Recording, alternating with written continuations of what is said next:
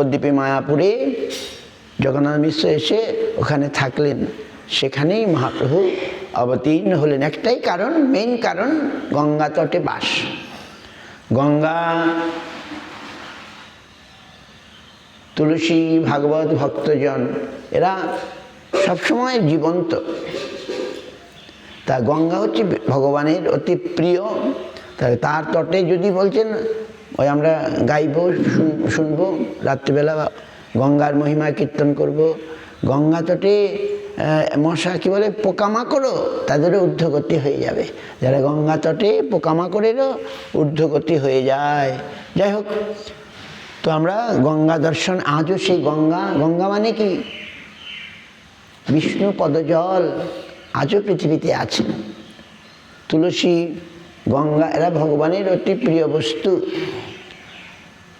তা আমি দেখলাম এখানে তুলসী গাছ আছে, খুব সুন্দর। তুলসী গাছ কীভাবে রাখতে হবে না, বেড়া দিয়ে রাখতে হবে যেন কুকুর এসে পেচ্ছাপ না করে দেয়। তুলসী গাছ যেখানে আছে সেখানে ওকে বেড়া দিয়ে রাখতে হবে, নাহলে তো কুকুর এসে পেচ্ছাপ করে দেবে, আমাদের অপরাধ হবে। তুলসী গাছ সাধারণ গাছ নয়, সাধারণ গাছের মতো তাকে দেখলে হবে না। তুলসী গাছ মানেই ভগবত বস্তু। তো সেখানে যেখানে তুলসী গাছ থাকবে সেখানে তাকে বেড়া দিয়ে রাখতে হবে। অনেক ফল এসে লেখা আছে, বেড়া দিলে কি ফল হয়, তুলসী বাগান করলে কি হয়, অনেক ফল। তো যেখানে তুলসী গাছ থাকবে সেখানে বেড়া টেড়া দিয়ে রাখতে হবে, যাতে কুকুর টুকুর না ঢুকে যায়, তাদেরকে ডিস্টার্ব না করে। সুতরাং তুলসী, গঙ্গা, ভাগবত এগুলো এখনও আছেন। যখন কলিযুগ শেষ হতে যাবে এরা চলে যাবেন, গঙ্গা থাকবেন না, গোবর্ধন থাকবেন না। এখনও গোবর্ধন আছে বৃন্দাবনে গেলে। এই তো দ্রৌপদী মুর্মু গোবর্ধন পরিক্রমা করলো, জানেন তো? আপনার করলেন না? Droupadi Murmu president of India, ভারতবর্ষের রাষ্ট্রপতি, তিনি পায়ে হেঁটে 21 মাইল নাকি না 14 মাইল, 21 কিলোমিটার, 21 কিলোমিটার পায়ে হেঁটে পরিক্রমা করেছিলেন দুদিন আগে। দেখেছেন না টিভি খবরে? দ্রৌপদী মুর্মু ভারতের বর্তমান রাষ্ট্রপতি। তিনি উত্তরপ্রদেশের রাজ্যপালও সেখানে ছিলেন। দ্রৌপদী মুর্মু সব মন্দিরে মন্দিরে গেলেন, ভারতের মানে রাষ্ট্রপতি। তারপরে গোবর্ধন পরিক্রমা করলেন। বাপরে বাপ, 21 কিলোমিটার হয়তো পায়ে হেঁটেই করেছেন নাকি কে জানে। তো দেখালেন তো এই গোবর্ধন, গঙ্গা, তুলসী এগুলো ভগবত বস্তু, আমরা ভাগ্য ফলে এখনো পেয়েছি। তো তারা থাকবেন না। এখনো তো ভালো, লোকে হরিনাম করছে। কলিযুগের বয়স মাত্র 5,000 বছর কি 5,500 বছর, 4,32,000 বছর কলিযুগের পরমায়ু। এখনো তো ভালো।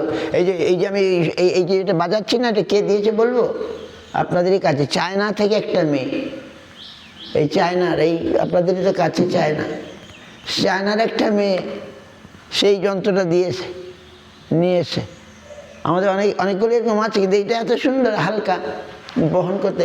তো দেখুন কোথায় ভক্তি পৌঁছে গেছে। সেই চায়নার মেয়েটি সেই কমাস আগে, এই গত বছর আর কি নাকি, গত বছর না, গত বছর চায়নার সঙ্গে ভারতের সম্পর্ক ভালো ছিল না। সে চায়না ভিসা দিচ্ছিল না, সে আসতে পারছিল না। আর তখন আমরা নেপাল যাব, আর নেপাল থেকে চায়না আসা যায়, কোনো অসুবিধা নেই। সে বলে আমি ভারতে যেতে পারছি না, কী হলো, আমি নেপালে গিয়ে আপনাদের সঙ্গে দেখা করব।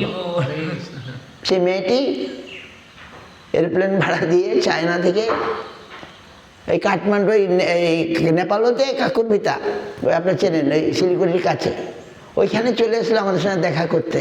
আবার কত কি নিয়ে আসলো, আর কি লাগবে আমাদের আগে জিজ্ঞাসা করবে কি লাগবে। তা আমরা বললাম আমাদের একটা যন্ত্র লাগবে। তা আমাদের আছে, সেটা ভারী, নিতে অসুবিধা, সে হালকা মতো। সে কোথায় ভক্তি পৌঁছে গেছে। এখন এসছে গৌর পূর্ণিমায় নবদ্বীপে এসছে, এখন হয়তো আছে। এখন আবার ভারতের সঙ্গে চায়নার সম্পর্ক ভালো হয়ে গেছে, এখন আবার ভিসা দিচ্ছে, কোনো অসুবিধা নেই, এখন আবার সম্পর্ক ভালো। তো কিন্তু সে আসবেই, সে বললে ভারতে যেতে পারছে না, কি হলো, নেপালে গিয়ে দেখা করবো আপনাদের সঙ্গে। আর আমরা নেপালে গেছি, আমাদের ভক্তরা আছে কাকুরভিতা। গত এই কদিন পরে জ্যৈষ্ঠ মাসে নাকি, জ্যৈষ্ঠ মাসে হবে স্নানযাত্রার কি বলে আগের দিনে চিরাদধি মহোৎসব, সেই সময় ওরা তো এই হচ্ছে, আমি তো বাজাচ্ছিলাম আর মনে করছিলাম, দেখুন হ্যাঁ। তো কোথায় যাক, আপনারা এটাকে সুন্দর করে রেখেছেন, খুব ভালো। কিন্তু আমরা খুবই দুঃখিত, আমাদের নিমাই প্রভু চলে গেলেন আর কি। উনি হয়তো এগিয়ে গেছেন, উনি ভগবানের মন্দির আদি করতে সাহায্য করেছেন। আমাদের নিমাই সুন্দর কি নাম, তো উনি চলে গেলেন, আমরা তাকে মিস করছি এত জায়গায়, মানে তার অভাব আমরা বোধ করছি। তিনি that Nima, you remember, he disappeared by accident, some accident, road accident. যাক, ভগবানের ভক্তদেরকে ভগবান নিয়ে যাবেন, কি করে নিয়ে তার নিশ্চয়ই ঊর্ধ্বগতি হবে, ভালো হবে। আর কি বলবো, আমরা যা করব তার ফল আমরা পাবো। তো তো আমরা তাকে স্মরণ করছি এবং তার আত্মা নিশ্চয়ই ভালো হবে। আত্মা যে দেহেই থাকি না কেন, আমরা এইবার পরিক্রমা করছিলাম, পরিক্রমা করতে একটা মন্দির গিয়েছিলাম, মন্দিরে একটা কুকুর আমাদের সঙ্গে সঙ্গে চলে এসলো আর সারা নবদ্বীপ আমাদের সঙ্গে পায়ে হেঁটে পরিক্রমা করলো। একটা কুকুর, অন্য কুকুরগুলো তাকে আক্রমণ করতে এসছে, তবু সে পিছপা হয়নি, এসে আমাদের মঠে কদিন ছিল। সেই কুকুরটা আবার দেখি আমাদের ওখানে কুকুররা আবার ওকে আক্রমণ করছে। সেই কুকুরটা আমরা খুঁজে কোথায় চলে গেল। সেদিন গিয়ে দেখি আরেকটা মন্দিরে, নৃসিংহ মন্দির, ওই যে নবদ্বীপের নৃসিংহপল্লী নৈশ মন্দির, সেই মন্দিরে আছে, সে আছে, সে মন্দিরেই থাকছে। তার মানে কি, আগের জন্য ভক্তই ছিল, কোনো কারণে সে এখন কুকুর দেহ লাভ করেছে। ওই যে ভরত মহারাজ, জানেন তো, ভরত মহারাজ হরিণের চিন্তা করতে করতে, পরে বলবো রাত্রিবেলা, হরিণের চিন্তা করতে করতে হরিণ দেহ লাভ করেছিলেন, কিন্তু তিনি ভোলেন নাই স্বীকৃতিতে তার, যে আমি আগের জন্যই ভক্ত হিসেবে এসেছিলাম, হরিণের মায়াতে ভুলে গিয়ে হরিণ হয়ে গেছি। মন্দিরেই থাকতেন, মন্দিরের আশেপাশেই থাকতো সে কুকুরটা, মন্দিরেই থাকে। আমরা সেদিন গিয়ে দেখি এটা নৃসিংহপল্লী মন্দিরে ওখান থেকে গেছিল, ওখানে আবার ওই আমাদের কুকুররা ওকে আক্রমণ করে, দেখলো নিরাপদ নয়, বাবা আমি যেখানে ছিলাম সেখানে চলে যায়। সেদিন আমরা ওই এখানে আসার সময় আমরা গাড়ি করে এসেছিলাম, তো নৃসিংহ মন্দিরটা সামনে রাস্তায় পড়লো, আমরা একটু প্রণাম করে যাই। ভগবান তার কৃপায় আমাদের কোনো অসুবিধা হয়নি রাস্তায়, আমরা টিকিট পাইনি, তৎকাল টিকিট। এই আসাম তো ভালো আছে, বাংলা এখন মানে মানুষ লোকারণ্য, হাজার হাজার গাড়ি, কোনো ট্রেনের সিট নাই, বাংলায়ও নাই, ইউপিতেও নাই। আসাম তো ভালো, এখানে সিট পাওয়া যাচ্ছে। তা আমরা টিকিট পাই নাই, কিন্তু আমাদের আসতেই হবে।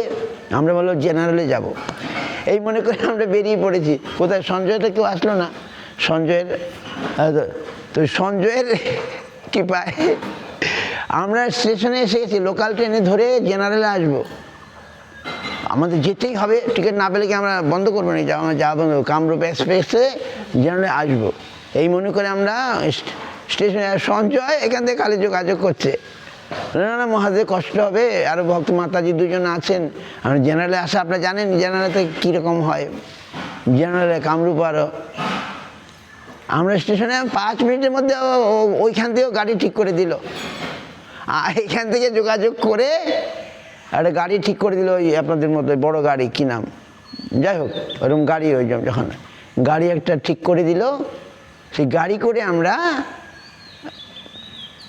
ওই নবদ্বীপ থেকে এনজিপি চলে আসলাম। আর ইনারা 3 জন, ওরা ওই গাদাগাদি করে সেই কলকাতা থেকে সেই ট্রেনে চাপলেন কামরূপে, সেই তো যেরকম হয় আর কি। যাই হোক, তো সেই সময় নৃসিংহদেবের মন্দিরে ঢুকেছিলাম, গিয়ে দিকে আমাদের কুকুরটা এখানে আছে, সে আমাদের সঙ্গে গোটা নবদ্বীপ হেঁটে হেঁটে পরিক্রমা করেছে, গোটা উৎসব ছিল। আমরা যখন মঠে কোথাও যাচ্ছি আমাদের সঙ্গে যাবে, এগিয়ে দিয়ে আসবে, স্টেশনে গেলে আমাদেরকে এগিয়ে দিয়ে আসবে, আবার পটে চলে, এরকম সুন্দর কুকুরটা। তারপরে কদিন কুকুরটা দেখতে পাচ্ছি না, অন্য কুকুররা সব উৎপাত করে, রাত্রিবেলা তো আর আমরা থাকি না, তখন সে তখন আবার মনের দুঃখে চলে এসছে পুরনো মন্দির, নৃসিংহ মন্দিরে, আর ওখানে শুয়ে আছে। তো এই যে আমরা যা করব সেটাই আমাদেরকে প্রভাবিত করবে, আমার পরজন্ম সেইভাবে হবে। যাই হোক, এখন আর আপনাদের অনেক কাজকর্ম আছে, আর হারি কথা বলবো না। তাহলে তোমরা সব ভালো আছো তো? আচ্ছা, নবদ্বীপে তো একজনা গেলে তোমরা সবাই যাবে। হ্যাঁ, এই আমরা আসলাম, তোমরা না গেলে আর আসবো না, ঠিক আছে? হ্যাঁ, নবদ্বীপে যেতে হবে, নবদ্বীপ ধাম পরিক্রমা করতে হবে। কত আনন্দ গৌর পূর্ণিমার সময়, কত ওখানে গেলেই আনন্দ। বৃন্দাবন ধামে যেতে হবে, কার্তিক মাসে ওখানে পরিক্রমা করতে হবে, করলেই আমাদের ভালো হবে। হরি বল। যাক যাক যাক, খুব ভালো। আমরা এখন স্নান টান করি। এখন আমরা ঠাকুর প্রণাম করলাম না, যেহেতু স্নান না করে প্রণাম করা উচিত নয়। দুদিন কালকে আমাদের ধ্রুবপ্রভু এসে আমাদের প্রসাদ টসাদ নিয়ে এসেছিল। কামাখ্যা স্টেশনে প্রসাদ পেলাম, কি ওই ধ্রুবপ্রভু স্ত্রী, ওরা প্রসাদ নিয়ে এসেছিল। আমরা ওখানে যাওয়ার কথা ছিল ওনাদের বাড়িতে, তো আর যাই নাই। ওরা প্রসাদ নিয়ে আসলো, আমরা প্রসাদ খুব ভালোভাবেই চলে এসেছি, কোনো অসুবিধা হয়নি। এখন আপনাদের এখন আজকে কালকে আর পরশু না, 3 দিন আমাদের উৎসব। 3 দিন আপনার দিকে বেশি করে মন দিবেন। 3 দিন পরে তারপরে অন্য জায়গায়। হরি বল। জয় রাধা মাধব সুন্দর কি জয়, গুরু গৌরাঙ্গ রাধা মাধব সুন্দর জয়, ভগবান নৃসিংহদেব কি জয়, হরিনাম সংকীর্তন কি জয়, নিতাই গৌর প্রেমানন্দে জয়। তুলসী মহারানী ভালোই আছে, আমি দেখি তুলসী মহারানী, তুলসী ভালো থাকলে সব ভালো।